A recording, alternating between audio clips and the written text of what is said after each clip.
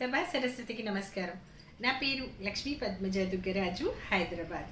ఈనాటి దృశ్య కవిత గానలహరి కార్యక్రమానికి అందరికీ స్వాగతం, సుస్వాగతం. నీటి కవితా సమూహంలో ప్రతిరోజు వినూత్నమైన అంశాలను ఇస్తూ కవిమిత్రులు అద్భుతమైన కవితలు రాసేలా ప్రోత్సహిస్తున్న గురువర్యులు శ్రీ దాస్యం సేనాధిపతి గారికి హృదయపూర్వక నమస్సులు. నీటి కవితా సమూహాన్ని ఎంతో సమర్థవంతంగా మరెంతో క్రమశిక్షణతో ముందుకు నడిపిస్తున్న సమూహ సారథి శ్రీదాస్యం లక్ష్మయ్య గారికి హృదయపూర్వక నమస్సులు. ఈనాటి కార్యక్రమంలో కవితాగానం చేయబోతున్న కవిమిత్రులకు హృదయపూర్వక శుభాకాంక్షలు. మిత్రులు చేయబోయే కవితాగానం విందాం, చూద్దాం, ఆస్వాదిద్దాం, ఆనందిద్దాం, మిత్రులను అభినందిద్దాం. ఈనాటి నా కవిత శీర్షిక ఇకనైనా మారుదాం. పంచభూతాల ఆధీనంలో నడవవలసిన నరులం నవనాగరికత గుప్పిట పైసాకు దాసులమై పడే అవస్థలు ఒకటా రెండా? హరితలక్ష్మి ఊపిరికి ఉరిబెట్టి సెల్ టవర్ని ధనలక్ష్మిగా పూజించినప్పుడే కదా పైరగాలి అలిగి ముఖం చాటేసింది. ఋతువుల గతి తప్పిస్తూ పచ్చని ప్రకృతికి అగ్నికి ఆహుతి చేసి ప్లాస్టిక్ కొరివితో అవని గుండెలపై ఆరని కార్చిచ్చుకు తెరలేపిన నాడే కదా ఓజోను గుండెకు గండిపడి బతుకులు మోడులై ఉచితమైన అన్నిటికీ ఖరీదు ఖరారై బాధల దిగుమతి పెంచుకొని విలువైన కన్నిటిని ఉచితంగా పొందుతున్నాం నేడు. అవసరాల తేనె పూసుకున్న విషం చిమ్మే ప్లాస్టిక్ కాళీయ మడుగులను దరిత్రి మాత కడుపున దింపి కాలుష్యపు సెగలను ఎదపై గుమ్మరించుకొని ఎడారి రక్కసిని నట్టింట్లో నిలుపుకున్న నాటి నుండే కదా కాలుష్యపు కోరల్లో చిక్కి స్వచ్ఛమైన ప్రాణవాయువు కోసం ఆసుపత్రులకు పరుగులు పెడుతున్నాం. ఒక్క క్షణం విజ్ఞతతో తేరుకొని ప్లాస్టిక్ కాలకేయుని పాతరేసి పచ్చని పొదల పాదులను విరివిగా పెంచి ప్రకృతి పచ్చని గొడుగు కింద చల్లగా సేద తీరుదాం. నిండు నూరేళ్ళు పూర్ణాయుష్కులమై గతి తప్పని ఋతువులకు బాసటగా నిలుద్దాం. అరుణకీర్తి పతాకారెడ్డి, వరంగల్. ధన్యవాదములు. అందరికీ నమస్కారములండి. స్వేచ్ఛా కవితకు నేను ఇచ్చినటువంటి శీర్షిక వెలుగుల దస్తావేజు.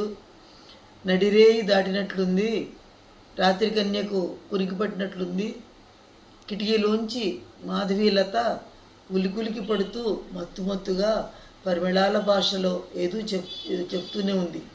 ఏమిటో ఎంతకీ నిద్ర రాదు. ఎక్కడో పిట్ట రెక్కలలాచిన చప్పుడు. ఏ పేడికల వచ్చిందో దానికి. చెట్టును నిద్రలేపినందుకు పిట్ట వైపు గుర్రుగా చూసి మళ్ళీ నిద్రలోకి ఒరిగింది చెట్టు. ఏవో విషాదాలు కళ్ళ చుట్టూ పార కాస్తూ కునుకు రాకుండా చేస్తుంటే ఎలా నిద్రపోగలను? చందమామ కూడా ఏ కారు మబ్బుల కౌగిల్లో బందీ అయ్యాడో కానీ నల్లని చీకటి రాజ్యమేలుతుంది. కాలం ఆగుతుందా? సూర్యుడి కబురు పెట్టినట్లుంది. వెలుగుల దస్తావేజు మీద సాక్షి సంతకం చేసి నా ముందు ఉంచాడు. ఏదో ధైర్యం చైతన్యంతో ముచ్చటించి మనసంతా కాంతి నింపింది. అందరికీ ధన్యవాదములండి. నా పేరు కాసర్ లక్ష్మీ సరోజారెడ్డి, జంగారెడ్డి. నా పేరు మార్గం కృష్ణమూర్తి, హైదరాబాద్. నేటి కవితా సమూహానికి నేను రచించి పఠనం చేస్తున్న కవిత అంశం స్వేచ్ఛా కవిత. శీర్షిక అమ్మంటే ప్రాణం. ఆహా, చిత్రంగా ఉంది రంగురంగుల ప్రపంచం. విద్యుత్తు ద్విచక్ర వాహనం ఎంతో విచిత్రం. అందచందాల వర్షపు కోటు పిల్లాడికి ఛత్రం. ఇంటికి త్వరగా వెళ్ళాలని విద్యార్థి ఆత్రం.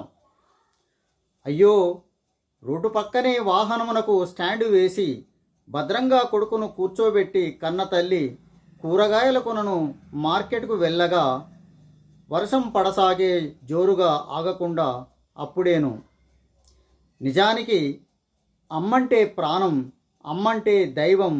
అందుకే తల్లి సీటు తడుచునేమోనని పిల్లవాడు అమ్మ కూర్చునే సీటును అప్పటికప్పుడే తాను వేసుకున్న చొక్కాతో తుడిచి దానిపైన రేనుకోటు కప్పి కదలకుండా మెదలకుండా కంగారు ఓలే బైక్ పైనే కూర్చునే. భలే భలే, తాను తడవకుండా ఉంటే చాలని కాకుండా ప్రాణమైన అమ్మ బైకు సీటును తడవవద్దని జాగ్రత్తగా కాపాడుచుండెను వణుకుతూ తల్లి వచ్చు వరకు అలాగే వాహనం పైన. అద్భుతం! చిన్ననాడే పిల్లలకు అలవడిన మంచి గుణాలు, ప్రేమ, దయ, కరుణ, అనురాగం, మానవత్వపు సుమధుర సుగుణాలు పెద్ద పెరిగాక వారిపై కురుయును కీర్తి ప్రతిష్టల సుగంధ పరిమళాలు. ఇతరులు చెబుతుంటే వినే అనుభవ పాఠాల కన్నా స్వయంగా నేర్చిన అనుభవాలు ఎంతో మిన్న. ధన్యవాదాలు. నా పేరు భానుశ్రీ తిరుమల, విశాఖపట్నం. నేటి కవిత శీర్షికన, నా కవితా శీర్షిక నేనున్నానని. నీవు గెలిచావని ఎవరో అంటే విన్నాను, నిన్ను పిలిచి అభినందిద్దామనుకున్నాను, కానీ మొహం చెల్లక చాటేసుకున్నాను, మనసులోనే అభినందించి ఊరుకున్నాను. నీ గెలుపుని నీవు ఒకంత గర్వంతో నాకు తెలుపుతావనుకున్నాను, కానీ వినమ్రంగానే విన్నవించుకున్నావు.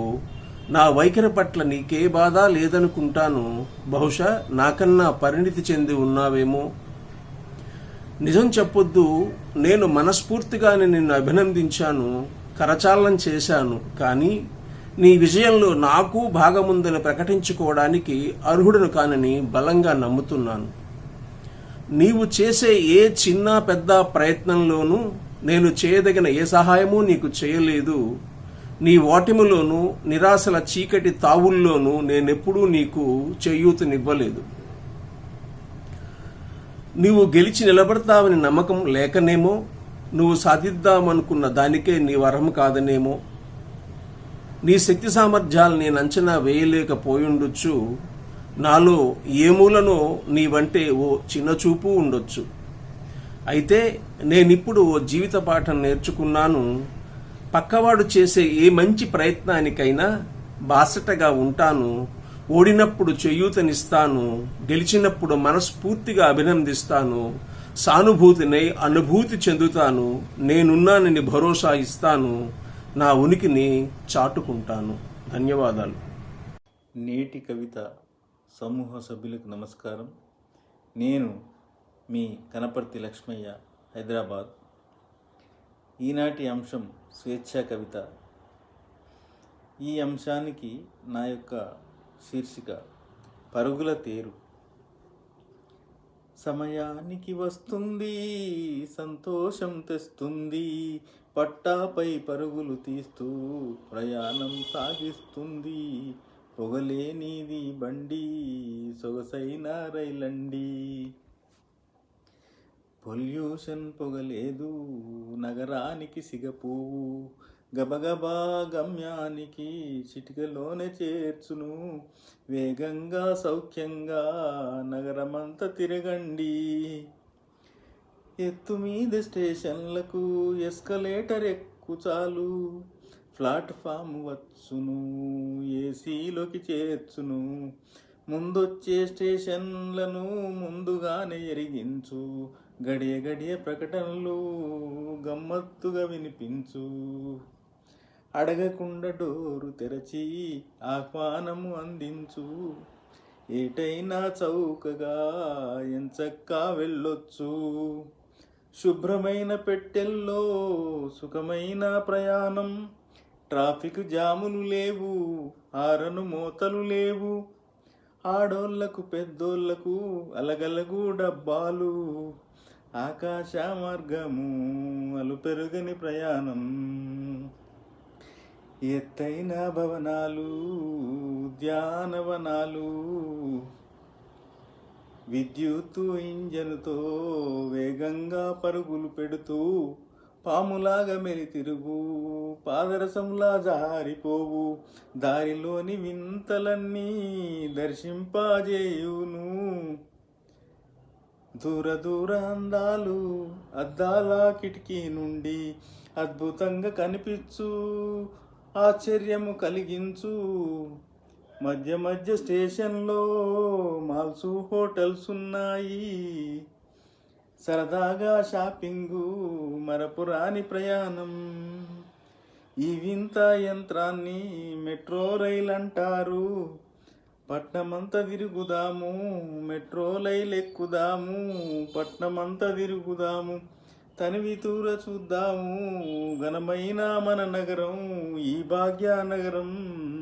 పట్టాల తేరుపై పరవశంగా ప్రయాణించి సమయానికి వస్తుంది, సంతోషం తెస్తుంది. పట్టాపై పరుగులు తీస్తూ ప్రయాణం సాగిస్తుంది. పొగలే నీది బండి, సొగసైన రైలు బండి. ధన్యవాదాలు. సభా సరస్వతికి నమస్కారం. నా పేరు లక్ష్మీ పద్మజ దుగ్గరాజు, హైదరాబాద్. ఈనాటి దృశ్య కవిత గానలహరి కార్యక్రమంలో భాగంగా నా కవిత శీర్షిక సౌందర్యం కన్నా ఔదార్యం మిన్న. రంగు పొంగులతో అలంకార హంగులతో ఆకర్షిస్తుంది సౌందర్యం. మనసుకు హత్తుకుపోయే మాటలతో ముచ్చట గొలుపుతుంది ఔదార్యం. ఔదార్యం లేని సౌందర్యం, తటాకం లేని గ్రామం, సూర్యుడు ఉదయించిన ఉదయం నిరర్థకం. సౌందర్యవంతమైన శరీరానికి ఔదార్యం అనే సొబగులందితే జీవితం అవుతుంది ఓ బృందావనం. జీవన బృందావనంలో విరబూసిన ముద్దమందారం ఔదార్యం. కనులకు మాత్రమే హాయి గొలిపేది సౌందర్యం. మనసుకు చందన పూత పూసి ఓదార్చేది ఔదార్యం. అశాశ్వతమైన సౌందర్యం కన్నా అనంతమైన ఔదార్యం మిన్న. ధన్యవాదములు. నేటి కవిత సభ్యులందరికీ నమస్కారం. నా పేరు డాక్టర్ రమ్య స్వరూప్. నేడు నేను చదవబోయే కవిత శీర్షిక విలువల వలవలలు. మానవత్వంతో చూపే చేతులే విలువలు. నిశ్శబ్దంలో మిగులును నిజమైన శబ్దాలు. అన్యాయంపై నిలిచే ధైర్యాలు, ఆపదలో నిలిచే నైతికాలు. ప్రతిఫలం ఆశించని సహాయాలు, పరాయి వాళ్ళ కన్నీళ్లపై ఆత్మగౌరవాలు. జీవితపు విలువలకి కావాలి జ్ఞానాలు. ఉండాలి ధర్మం గల మనసులు. కావాలి విలువలు నేర్పే బడులు. అవసరం విలువలతో జీవించే మార్గాలు. జీవితంలో వికసించాలి విలువల పరిమళాలు. జీవన మార్గంలో విలువలు చెందించాలి వెలుగులు. నాటాలి పసి మనసుల్లో విలువల విత్తనాలు. అమృతతుల్యం అగును విలువలతో క్షణాలు. పాటించే విలువలే మన ఉనికికి ఆధారాలు. విలువలే జీవితపు రమ్యమైన సంపదలు. ఇదే నేటి నా కవిత. ధన్యవాదములు. పునఃస్వాగతం. మిత్రుల కవితాగానం విన్నారు కదా, చూశారు కదా, ఆస్వాదించారని ఆనందించారని భావిస్తున్నాను. మిత్రుల కవితాగానంపై మీ అమూల్యమైన అభిప్రాయాలను, స్పందనలను నేటి కవిత యూట్యూబ్ ఛానల్లో తెలియజేయండి. నేటి కవిత యూట్యూబ్ ఛానల్ లైక్ చేయండి, షేర్ చేయండి, సబ్స్క్రైబ్ చేయండి. మళ్ళీ వారం మరికొంతమంది కవిమిత్రుల కవితాగానంతో దృశ్య కవిత గానలహరి కార్యక్రమంలో కలుసుకుందాం. ధన్యవాదములు.